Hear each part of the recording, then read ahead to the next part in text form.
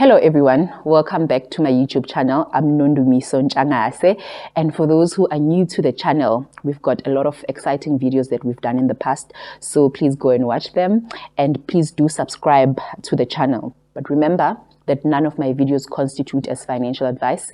If you need financial advice, I urge you to go and consult with a person who is registered with the Financial Sector Conduct Authority, right? So the video that I want to do today is basically when you are conducting research for a company or a share rather that you want to purchase, what do you need to look out for? So I've had quite a number of people ask me to actually say, okay, now I've got an easy equities account, but I don't know where to actually start. I know the shares that I want, but I'm not really sure if they're good investments, or what should I actually research, right? So the purpose of this video is to just guide you to say you can actually look at these things. Those are the things I look at, and obviously the list is endless. And for you guys who have also conducted research for the companies that you have bought or the shares that you've bought, you can also leave some tips in the comments to just name some of the things that you've looked out for that maybe I don't look out for. So please let's share the information that we know so that we all actually have thriving investment accounts. All right. So I know with easy equities, most of the time when you start and you join, they will tell you that, just buy companies that you know. If you use a certain network provider for your phone, just buy their share because you know them. If you buy your food at a certain store, uyazi vele that your money goes there on a monthly basis when you go and buy your groceries. But I believe that, yes, you might know a company, but it's not necessarily, it might not necessarily be a good investment, right? So as much as you know that company, you have to look at other factors in order to determine whether it is a good investment or not, right?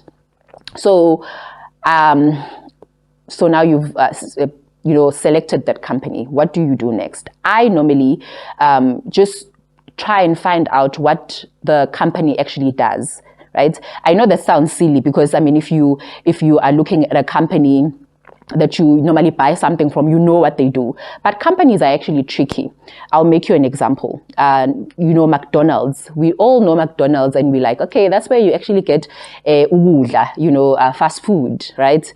But what I know about McDonald's is that income yabo eningi comes from real estate. So it comes from property, because bathenga property, and then people want to buy a franchise from them, and then they list out that property to those people who are buying the franchise. So they're not necessarily only getting their money from just the sales of ukudla bakwenzayo. They also make their money from the rental income that they get from these people who are buying franchises from from them, right?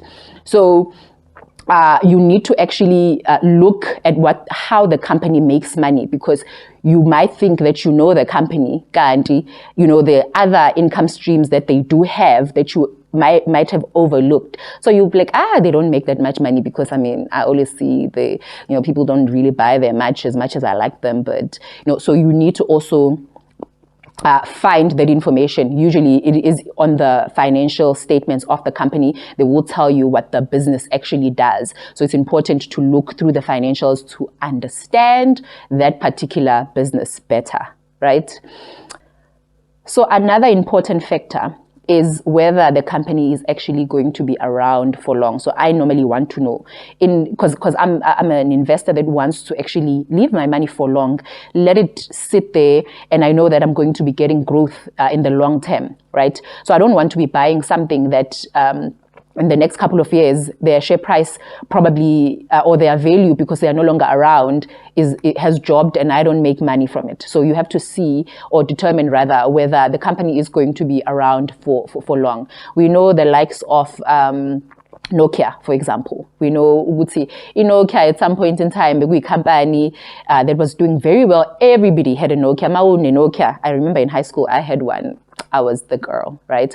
So, but now, show me a couple of people that have a Nokia.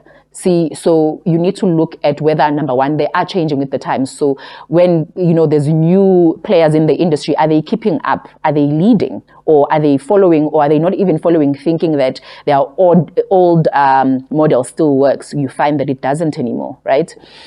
And also just on that point, going back to the point of buying companies that you know. For example, the Edcon Group, we know Abo Jetsi, Abo Edgar's. You're like, oh, I know this company. I actually buy my clothes from here. I actually also have a clothing account, but we're going to talk about that later.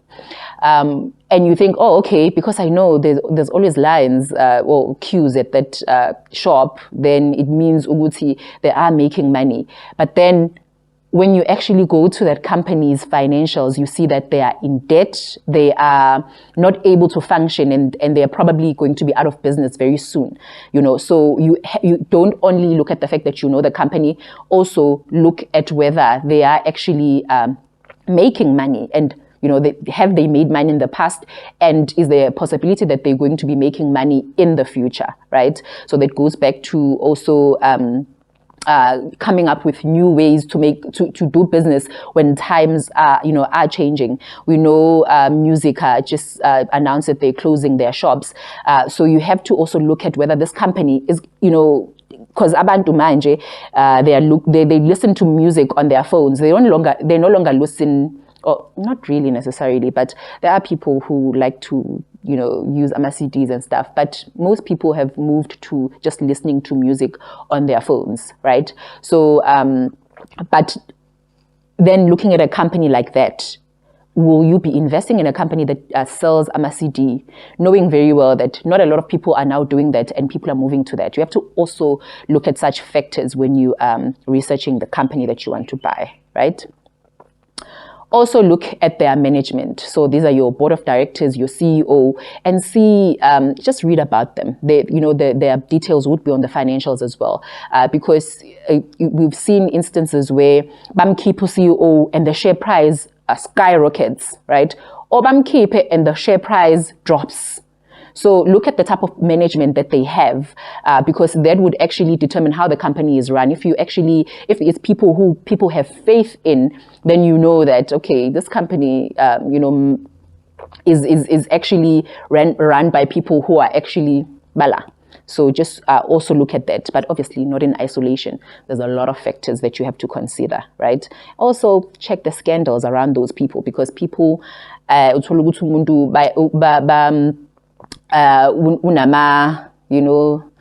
cases that they are being investigated for, but they are sitting on the board of a company, or they are a CEO of a company.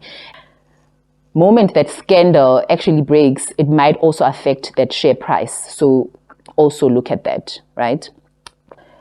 It's also important to look at the company's expansion plans. Are they a company, like for example, remember Capitec, how they started a long time ago, but they had a couple of branches here and there, but now they are everywhere.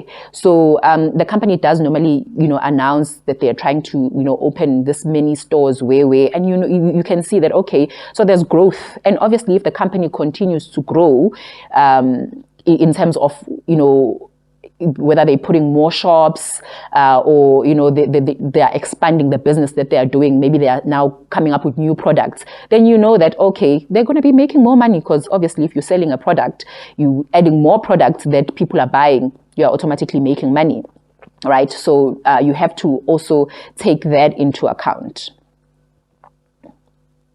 You also have to look at what sets this company apart from other companies. Do they have a competitive advantage, right? So that actually helps, because you know that if they are a leader in a certain industry, then, they are probably trendsetters. They are the ones that start something and the rest follow. And maybe there's something that they are giving that other competitors are not able to actually get yet. So also look at that, because then you know that they are making money from that competitive advantage that they have compared to their peers, right? You also have to look at whether the company is actually recession proof. And I think now with the economy being what it is now, and with COVID, we can sort of see how companies have done, how they've handled things. And that makes you have faith in those companies that are still standing strong, even in the midst of COVID, right? So that actually makes you think that even in future, if there is something else that happens that affects these companies, they are going to survive. Also look at how these companies have performed during COVID, and are they resilient? Are they a company that is able to bounce back? We know if you actually look at a lot of graphs of shares for companies, there is that dip for March 2020, where most shares actually dipped because of COVID, but a lot of them have bounced back. Some have not. So you have to look at, are they picking up now?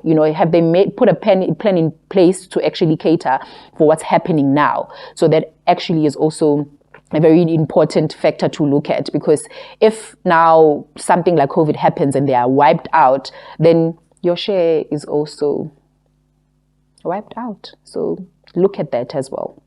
It's also very important for you to look at the financials. I'm going to do a video where I'm going to be taking you through what to look for in financial statements, but I won't be doing that by myself because I'm not an accountant. I'm going to have a very good friend of mine come and take us through financial statements, how to actually read them, what's important in financials, because financials are usually very, very thick and long documents. So to actually sit through and read everything can be a little tedious. But if you know what to scan for, then it sort of makes it easy. But also, if you are putting your money in a certain company, it doesn't hurt for you to sit that Saturday, just sit and read those financials, because you might pick up certain things that can indicate that this is not a very good investment.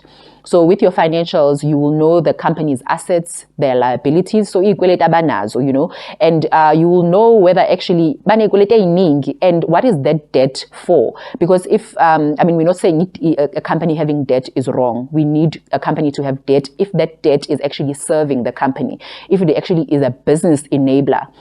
Because they have debt, the business is enabled by that, then that's what we want. But if it's a debt that's killing the company and it's just crushing them, they're not able to sustain it, and maybe it's on something that's not really important and they shouldn't have done that, then it might not really be such a good idea to go for that type of company, right?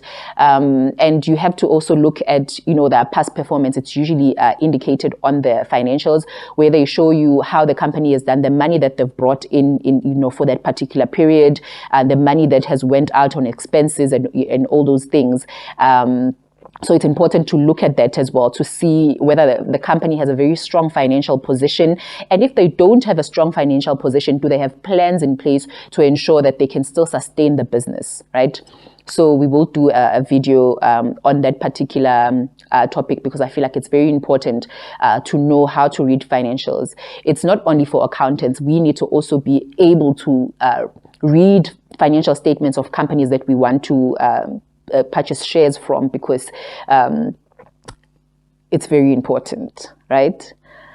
So another important factor that I think this is also, it's very important, because it determines whether you are buying the share at the right price or not, is to determine whether the share is overvalued or undervalued.